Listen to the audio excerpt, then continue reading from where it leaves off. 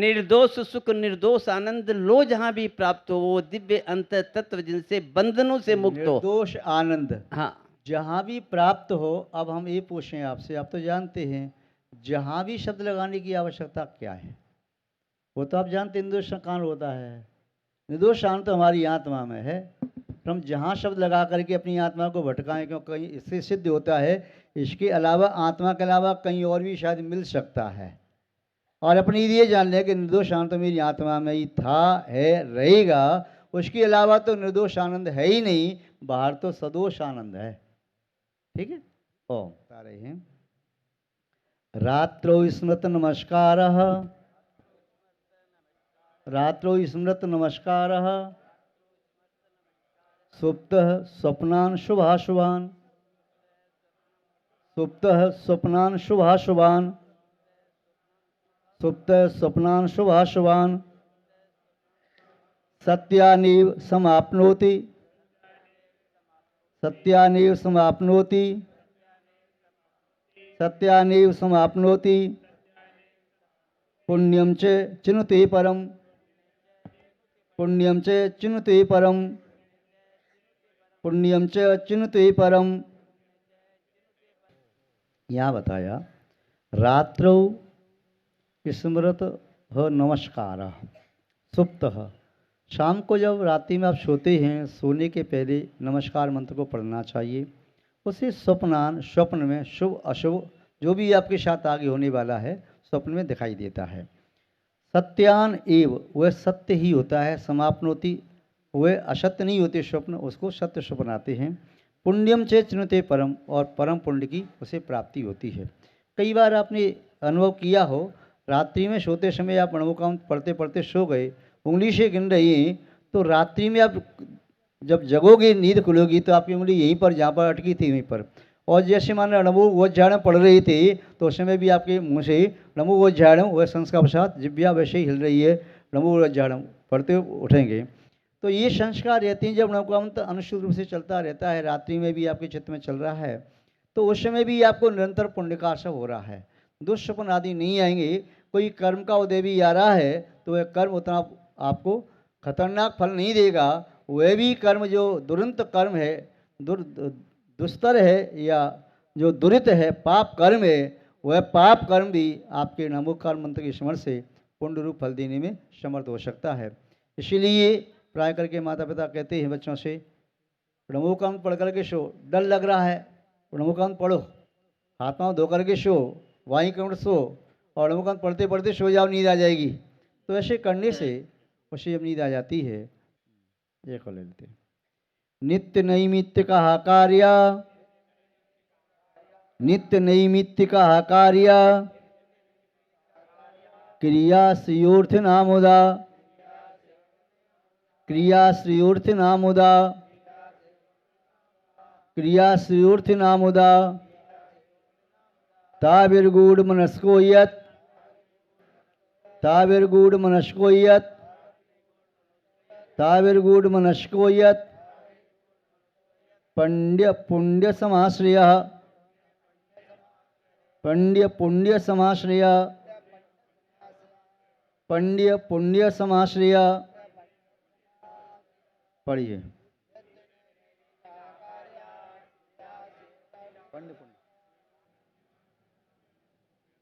ओम। श्रेयो अर्थना, श्रेय माने कल्याण।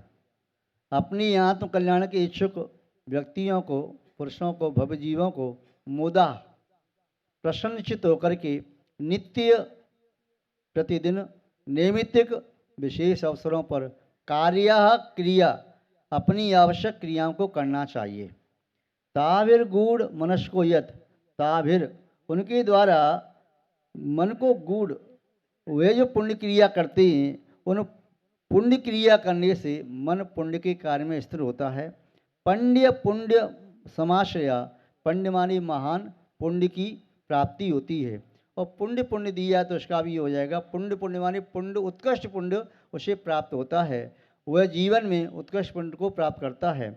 जैसे नित्य आपकी क्रियाएं हैं, सावक के लिए दिया कि अष्टमी चतुर्दशी आदि हैं, विशेष पर्व हैं, तो विशेष भक्तियाँ आदि पढ़ो, विशेष पूजन आदि करो, भगवान के कल्याणक आदि विशेष पूजन आदि करो।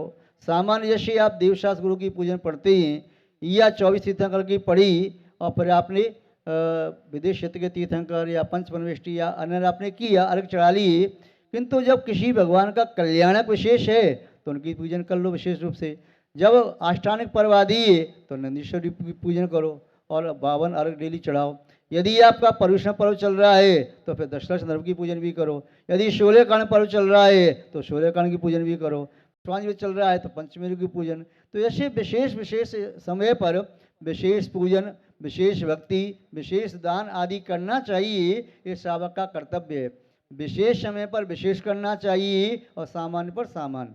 जैसे शास्त्रों में आता है कोई सेठ नित्य जैसे 8 स्वर्ण मुद्राओं से पूजा करता था, अष्टमी को 16 से करता था और चतुर्दशी को 32 से करता था, अमावस्या व पूर्णमासी को भी वह 40 से करता था, अथवा अन्य पंचमी तिथि में भी वह 8 से ज़्यादा 16 से करता था, अन्य दिनों में वह 5 से करता, जैसे भी करता था। तो उसका ये था कि विशेष दिनों में विशेष पूजन की जाती है और सामान्य दिनों में सामान्य पूजन की जाती है।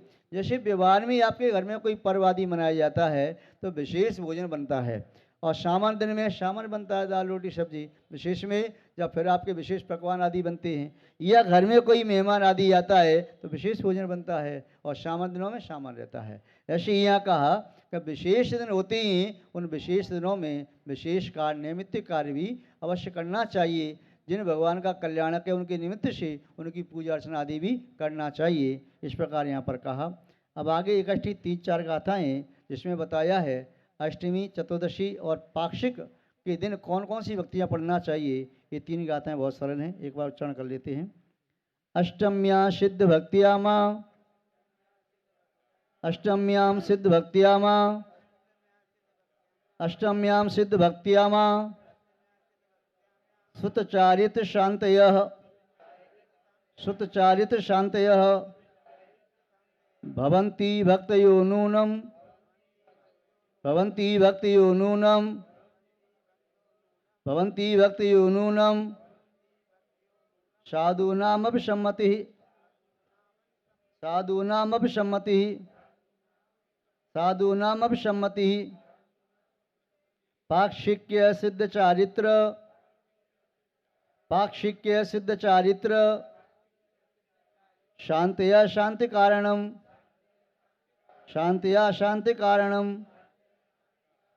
त्रिकाल वंदनायुक्ता, त्रिकाल वंदनायुक्ता पाक्षिक्यपि सतां मता, पाक्षिक्यपि सतां मतः, पाक्षिक्यपि शतां मतः, पाक्षिक्यपि शतां मता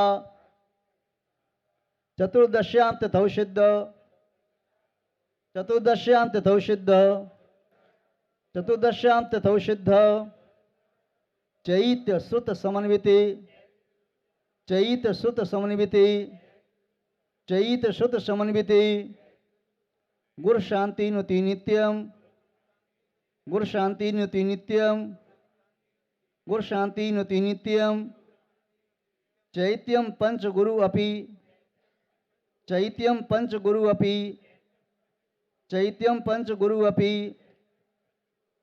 हाँ एक और लेना, एक और है बस नंदीश्वर का, फिर वैसे चेंज हो जाएगा। नंदीश्वर दिनेश सिद्ध, नंदीश्वर दिनेश सिद्ध, नंदीश्वर दिनेश सिद्ध नंदीश्वर गुरु गुरुर्चिता, नंदीश्वर गुरुर्चिता, नंदीश्वर गुरुर्चिता शांति भक्ति प्रकर्तव्य, शांति भक्ति प्रकर्तव्य, शांति भक्ति ही प्रकर्तव्य बलिपुष्प समन्विता, बलिपुष्प समन्विता, बलिपुष्प समन्विता। हाँ एक बार चारों श्लोकों को पढ़ लो, करना चाहिए। 52वें श्लोक में जो दिया था कि नित्य भक्ति करने वाली भक्तियाँ होती हैं, जैसे मुनि महाराज सिद्ध भक्ति, चैत्य भक्ति, पंचमावृ भक्ति, समाधि भक्ति, इसके साथ अरध भक्ति, वीर भक्ति, 24 तीर्थंकर भक्ति, योगी भक्ति, शुद्ध भक्ति, आचार्य भक्ति, ये विभिन्न विभिन्न समय करते ही योग प्रतिष्ठापन, निष्ठापन, स्वाध्याय प्रतिष्ठापन, निष्ठापन, सामायिक में, इसके अलावा स्वाध्याय आदि के पहले पीछे या प्रत्याख्यान आदि के समय प्रतिक्रमण में ये भक्तियों को पढ़ते हैं। अष्टमी आदि के दिन मुनि महाराज जी वह सिद्ध भक्ति, शुद्ध भक्ति, चार्थ भक्ति, शांति भक्ति, पंचमावृत भक्ति और समाधि भक्ति, इन बृहद भक्तियों को पढ़ते हैं। शावक जो त्यागी भक्ति हैं वह भी पढ़ते हैं, नहीं पढ़ते हो तो उन्हें भी पढ़ना चाहिए। भवंती भक्ति और न्यूनम, निश्चय से भक्ति करना चाहिए। साधु नाम अपनी सम्मति, साधुओं की भी निश्चय से इसमें सम्मति है कि शावक ऐसी भक्ति पढ़े। साधुओं को, साधु तो पढ़ते ही हैं पर शावक भी इनको भक्तियों का पाठ करे। पाक्षिक, अमावस्या और पूर्णमासी के दिन सिद्ध भक्ति, चार्थ भक्ति, शांति भक्ति और जो शांति का कारक है ऐसी त्रिकाल वंदना में पढ़ना चाहिए। पाक्षिक भक्तियाँ कहलाती हैं, साधु भी पढ़े और श्रावक भी कोई पढ़ना चाहिए। चतुर्दशी की तिथि में सिद्ध भक्ति, चैत भक्ति, शुद्ध भक्ति के साथ पंचमावृत भक्ति, शांति भक्ति ये नित्य ही पढ़ना चाहिए तथा नित्य की सामायिक आदि में चैत भक्ति, पंचमावृत भक्ति उसमें पढ़ना चाहिए। ये श्रावकों और साधुओं के लिए भक्तियों का क्रम बताया। नंदीश्वर पर्व आता है वर्ष में 3 बार, तो उन 8 दिनों में, नंदीश्वर दिनों में सिद्ध भक्ति, नंदीश्वर भक्ति, गुरु भक्ति यानी पंचमावृत भक्ति, शांति भक्ति और समाधि भक्ति, ये सब भक्ति पढ़ना चाहिए। श्रावक भक्तियाँ पढ़ते समय वली पुष्प समन्विता, वह अर्घ भी भगवान को क्षेपण करी, पुष्प आदि लेकर के, जल, चंदन, अक्षत, पुष्प और नैवेद्य, दीप, धूप, फल इत्यादि लेकर के अर्घ बना करके भगवान के चरण समर्पित करी। परोक्ष में ही नंदीश्वर दीप में विराजमान उन चैत्य और चैत्यालों का अर्घ चढ़ाए और समय हो तो उनकी पूजा भी करे। इस प्रकार आष्टानिक पर्व में उन्हें भक्तियाँ पढ़ना चाहिए। मुनि महाराज नंदीश्वर भक्ति बृहद वाली है, उसका पाठ हर आष्टानिक पर्व में अवश्य रूप से करते ही करते हैं। कोई कोई मुनि महाराज तीनों संध्या काल में भी करते हैं और कोई मुनि महाराज कम से कम एक बार पाठ तो करते ही करते हैं। इस प्रकार ये भक्तियों का क्रम कहा। शेष विषय आगे देखेंगे, अभी यहीं विराम देते हैं। कुछ थोड़े श्लोक रह गए हैं। प्रयास और संभावना यही है कि पर्युषण पर्व के पहले ये 10-12 श्लोक जो रह गए हैं उन्हें अपन धर्म स्नेही सत श्रद्धालु यहाँ पर उपस्थित आप सभी भव्यवर पुंडरीक पुण्यात्मा महानुभाव, आचार्य भगवान शिवकोटि मुंडराय द्वारा विरचित श्री रत्नमाला जी ग्रंथ की वाचना यह चल रही है। वाचना करते हुए श्रावक के कर्तव्यों का यहाँ पर आचार्य महोदय ने कथन किया है। इसमें कल देखा था सप्तवसन के त्याग के संबंध में रात्रि भोजन के त्याग का प्रभाव एवं नवोकार मंत्र का प्रभाव क्या है वह देखा था। इसके साथ साथ नित्य और नैमित्तिक क्रिया भी श्रावक को करनी चाहिए। अष्टमी, चतुर्दशी, अमावस्या व पूर्णमासी को भी भक्तियाँ करना चाहिए, उनका कथन भी यहाँ देखा था। कौन कौन सी भक्ति करनी चाहिए इस संबंध में आचार्य महोदय ने यहाँ बताया। वह भक्तियाँ श्रावक भी कर सकता है, मुनि महाराज तो नियमतः करते ही करते हैं। अब यहाँ पर नंदीश्वर पर्व में कौन कौन सी भक्ति करना चाहिए उसका भी कथन श्लोक नंबर 56 में देखा था। अब यहाँ पर श्लोक नंबर 57 देखते हैं।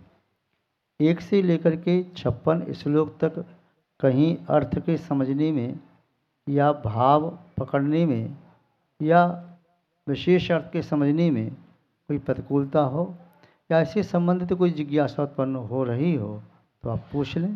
फिर श्लोक नंबर 57 को यहाँ पर प्रारंभ करते हैं। ओम क्रिया स्वान्यासु शास्त्रोक्तो क्रिया स्वन्यासु शास्त्रोक्तो क्रिया स्वन्यासु शास्त्रोक्तो मार्गेण करणं मता मार्गेण करणं मता कुर्वन्नेवं क्रियां जैनो कुर्वन्नेवं क्रियां जैनो गृहस्थाचार्य उच्यते। गृहस्थाचार्य उच्यते क्रियासु अन्यासु शास्त्रोक्त मार्गेण करणम मता। गृहस्थों के आवश्यक कर्तव्य जिसके माध्यम से वे पाप से मुक्त हो, मोक्ष मार्गी बने, ऐसी क्रियाएं कर्तव्य बताए थे। सप्त व्यसन का त्याग, अष्ट मूल गुण का पालन करना, 5 अणुव्रत, 3 गुणव्रत, 4 शिक्षाव्रत, इनका पालन करना, महामंत्र आदि का जाप करना, भगवान का पूजन अर्चन करना, जिनालय का निर्माण कराना, जिनविव की स्थापना कराना, धार्मिक अनुष्ठान, तीर्थ यात्रा आदि, ये सभी श्रावक के कर्तव्य। इन सभी कर्तव्यों का पालन, प्रतिमाओं का पालन, प्रतिमा पालनीयाशु 11 प्रतिमाओं के संबंध में दर्शन आदि 11 प्रतिमा श्रावक के द्वारा पालनीय हैं। तो ये शास्त्रोक्त क्रिया जो बताई है यहाँ पर, उन सभी क्रियाओं का पालन करने वाला मार्गेण, उस मार्ग से कर्ण मता, जो अपने परिणामों को निर्मल रखता है, या उन क्रियाओं का सबका करना। कुर्वन्नेवं क्रियां जैनो, और वह क्रिया जो सामान्य श्रावक क्रिया करता है उसे विशेष क्रिया करने वाला हो। कुर्वन एव क्रियाम जैनो, जो क्रिया जैन शास्त्रों में जैन श्रावक के लिए विदित हैं, उन क्रियाओं का पालन करने वाला गृहस्थाचार्य उच्यते। गृहस्थाचार्य विद्वान कौन होता है? तो यहाँ पर दिया, विद्वान वही होता है जो श्रावक के सब व्रतों का पालन करे। वह विद्वान नहीं हो सकता जो श्रावक के व्रतों का पालन नहीं करता, जिसका सप्त व्यसन का त्याग नहीं है, 8 मूल गुण धारण नहीं किए, 12 व्रतों को स्वीकार नहीं किया, श्रावक के षट आवश्यक कर्तव्य पालन नहीं करता और 7 पद्मा तक का धारी नहीं है, तो वह विद्वान कहलाने के योग्य नहीं। तो विद्वान कौन होता है? विद्वान को गृहस्थाचार्य कहते हैं। जब साधु नहीं होते हैं तो गृहस्थाचार्य वह पूजा विधान आदि संपन्न कराते हैं, प्रतिष्ठा आदि संपन्न कराते हैं। तो वह कैसे होना चाहिए? प्रतिष्ठा ग्रंथों में गृहस्थाचार्य का लक्षण दिया है, अन्य शास्त्रों में भी विद्वान का गृहस्थाचार्य का लक्षण दिया है।